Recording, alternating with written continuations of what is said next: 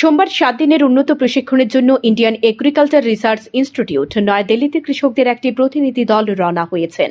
3ই March থেকে 12ই March পর্যন্ত দিল্লিতে কৃষকরা উন্নত প্রশিক্ষণ নেবেন।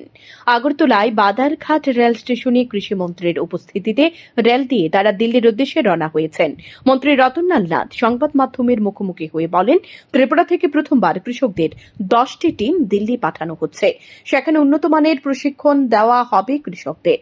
কৃষকরা সেখানে গবেষণা কেন্দ্র ঘুরে দেখার সুযোগ পাবে এবং বিজ্ঞানীদের সাথে কথা বলবে। মন্ত্রী বলেন, গ্রামে না গেলে বোঝা যাবে না রাজ্যের কৃষকদের কতটা উন্নয়ন হচ্ছে বলে জানান মন্ত্রী।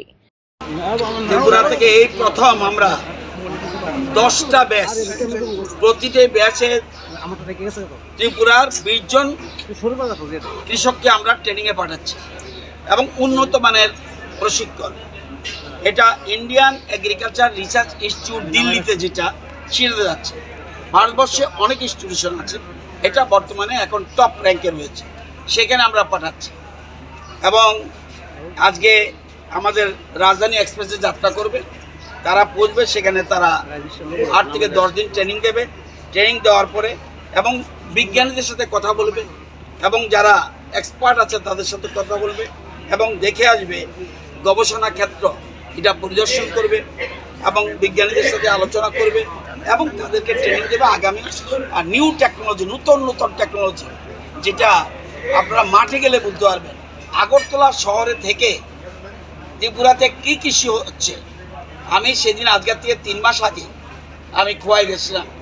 একটা আমি কি ফল, এটা স্ট্রবেরি লাগিয়ে এসেছি।